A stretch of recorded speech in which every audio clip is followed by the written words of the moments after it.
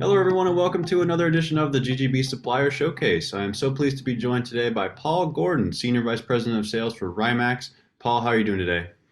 Great. How you doing? Good, good. So today, it's the time of the year, obviously, where we're just about there for G2E. There's kind of a buzz in the air, obviously, new products, new trends, new innovations, all that kind of stuff. And today, obviously, we're all about loyalty. And I always love saying that. It makes me feel like I'm out of like The Godfather or something. We're talking about loyalty. But obviously, it's a huge part of the business, as you know. Rymax is a leader in the space. And that's kind of where I want to start. So obviously, we're nearing the end of 2023. And this is obviously, like I said, a big time for future trends and in the industry and everything. So as far as loyalty goes, what are some kind of the trends and emerging themes that you've seen from the sector for 2023? And what do patrons want? And specifically, how does Rymax help to fill that need? Well, what's great about that question is that the answer is always different every time we talk because it really depends on what's going on in the economy. Hmm. It depends on what's going on, just the overall feeling of confidence in what they have, and also it comes down to need. So it's interesting. So inflation is down. That's good news because when products are more expensive in loyalty programs, what people are actually seeking are things that fill a need versus desire, right? They don't really want things that are maybe more luxurious because what they have is very specific needs. So that's been a good indicator for us, which means that luxury products are starting to come back into the mix again. In terms of the robust uh, business sector of the casinos, I mean, you've seen the data, you report it all the time. It's really very strong. It's strong in local markets. It's strong also in Las Vegas, and that's important too. Prior to COVID, um, there was a lot in terms of luxury products that everybody wanted. During COVID, it was more of practical stuff. There was a time where you couldn't get a bike, you couldn't get exercise equipment. All that exercise equipment right now is in people's houses, and their laundry is on top of it because they stopped exercising. But that became really what people wanted. Now, what's interesting is like products like Solo Stove, which you may be aware of. The outdoor stove has become very, very popular. Brands like MCM, Bang& Olufsen, Tissot, they've started to resonate again. But in terms of this conversation, I don't want people to walk away thinking that only luxury items are what is the desirable product. It's Sure. name brand products. And so that's come back in a big way. Our business has been very, very strong. And that's really the trend that we see. So in the categories, really across the board, we've seen travel come back in a big way. You literally couldn't do anything with Tumi or Thule 2 years ago because no one was going anywhere. If you saw the statistics that came out over Labor Day, travel was up, it was through the roof. So that's come back in a big way, and also fashion accessories. Well, that's interesting, and you touched on a few things there that we'll kind of get into a little bit more detail moving forward. But I want to start with, the expansion of gaming. Obviously, that this industry just in the last, say, 5, 10 years is its footprint has grown so much to the point now where you have basically new markets and new properties coming online. What seems like I read about it every day. And one thing that interests me from a loyalty perspective is obviously, you have more new properties launching than ever before, which has a great need for loyalty to try to, build up that customer base and build up those, returning base. So what are, in terms of new properties specifically, because now like I said, we're at a point now where we're having more new properties than ever. So from that perspective, kind of what are some things to look for a loyalty strategy for new properties coming online? So for new properties, it depends on the market. So if it's a mature market where they've got competition, the strategy is different than if it's an emerging market where they're really the new kid on town, a new kid in the block. Sure. So the very first thing, obviously, is to have a robust player base and then have a loyalty program around that. When it's a new entity, it's a little bit easier because it's a little bit easier to initiate trial because it's the shiny new toy, right? Suddenly there's a new place to go for dinner, there's a new place to go for gaming or entertainment. And so it's a little bit of a different strategy. But to build up that base, we really talk about continuity programs. Give them a reason to come every week or every couple of weeks. Give them something that's going to keep them engaged. When it's a new property in a mature market, there you have to initiate trial. So now you're competing with other properties that are in that area. So how are you going to steal market share? How are you going to create your own market share? And that means really analyzing what the landscape is with your competition, and then launch a program that's going to be exciting. So it's interesting. You know, we're in Atlantic City, where on the boardwalk you've got what, 7 casinos, I guess. They're probably 11 in total when you go off into the Bay. We certainly do the Vegas properties as well. And people oftentimes say, well, you're doing business with XYZ.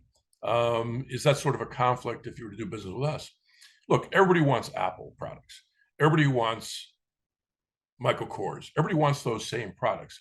The difference is how you present them, whether you create it in a bundle where it's a little bit different, where they can't really get it at retail, or whether it's showing them something that has greater value in terms of giving them something above and beyond that.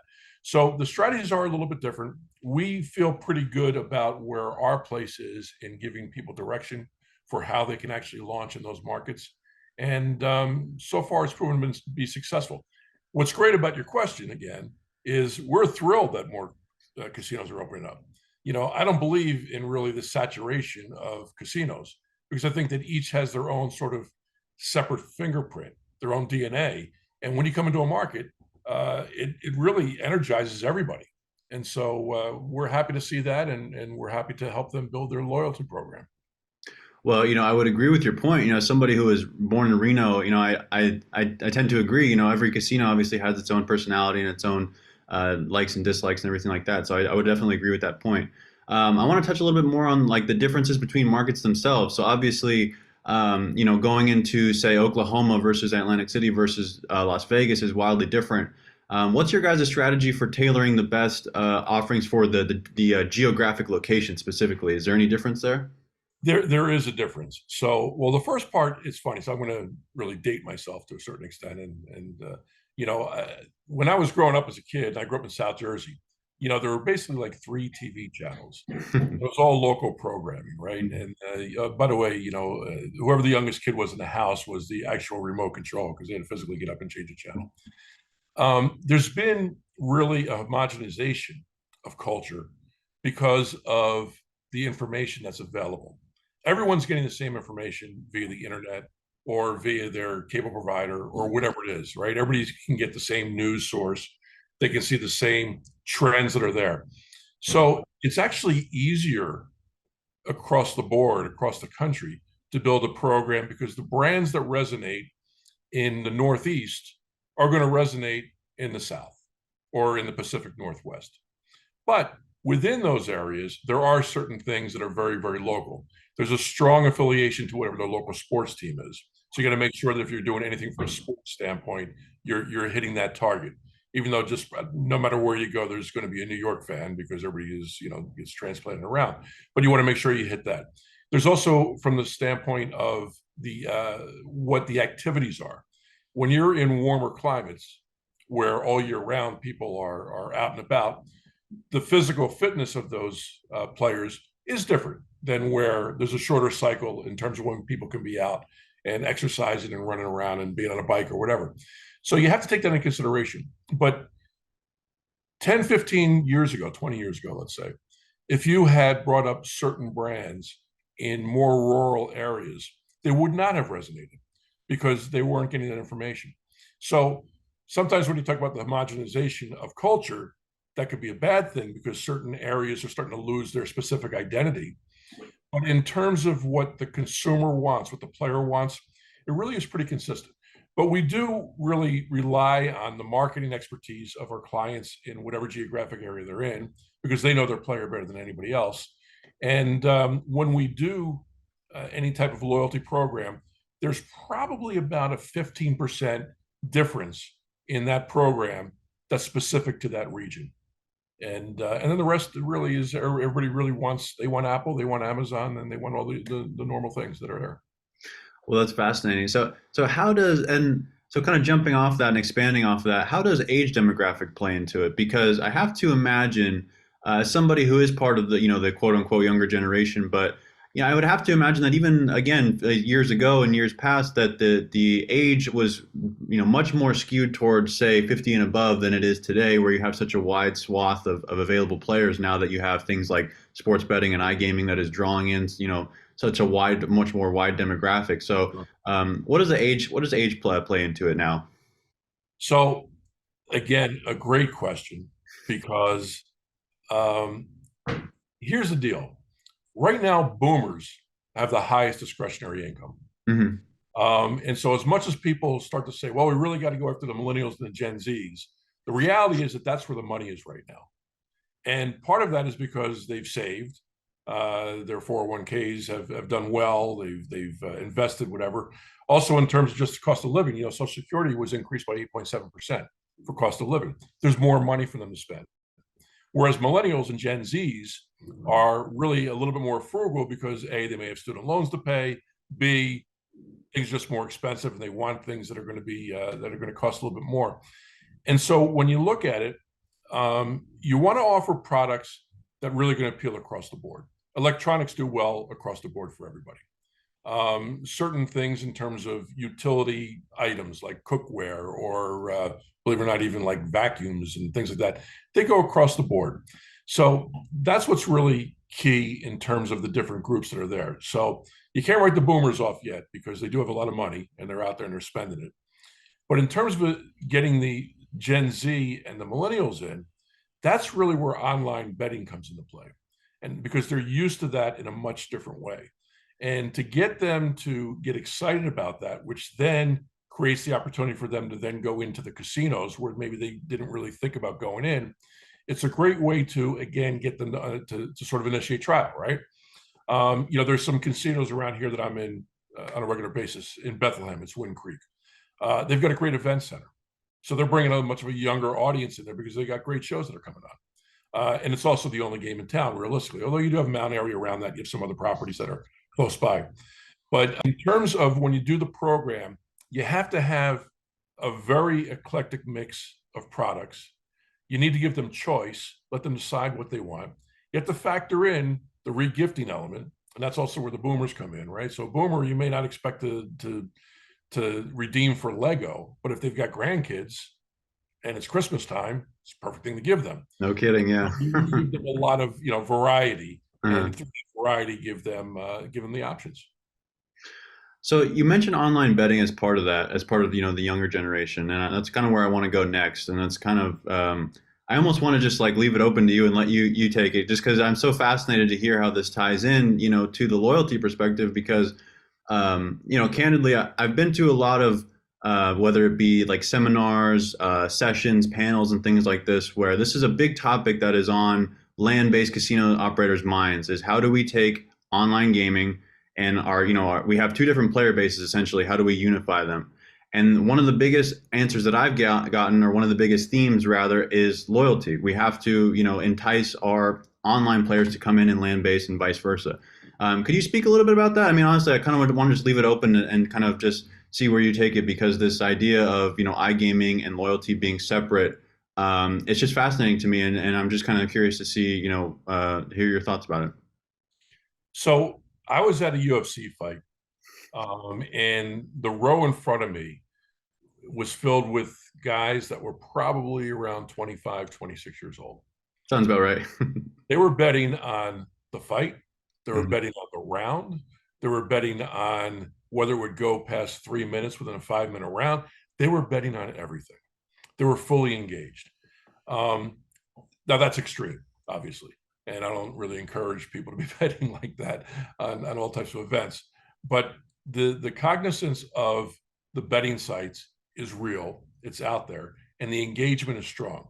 But here's the point that I always make, and I think answering your question, which is how do they take it to the next level?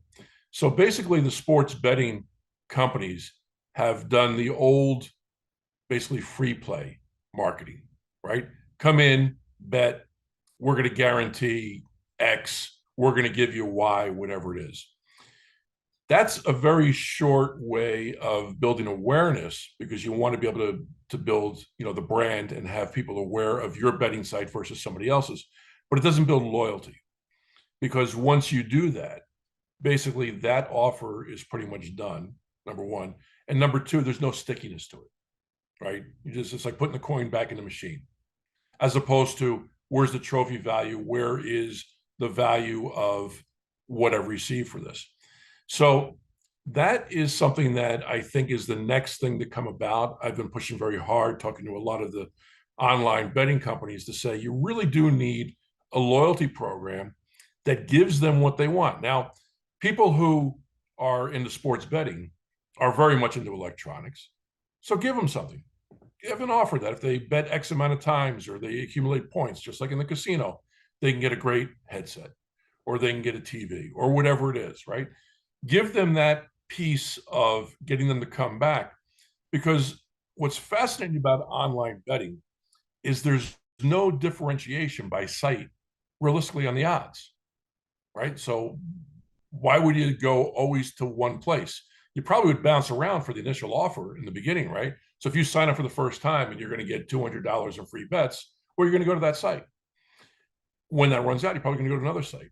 So they really have done a great job. So compliment them on getting the brand out there. I mean, everybody knows DraftKings and BetMGM and everybody else. They all know those. And certainly in New Jersey, where we're the ones that, went to the Supreme Court to overturn the sports betting in general in the casinos. There's a great awareness.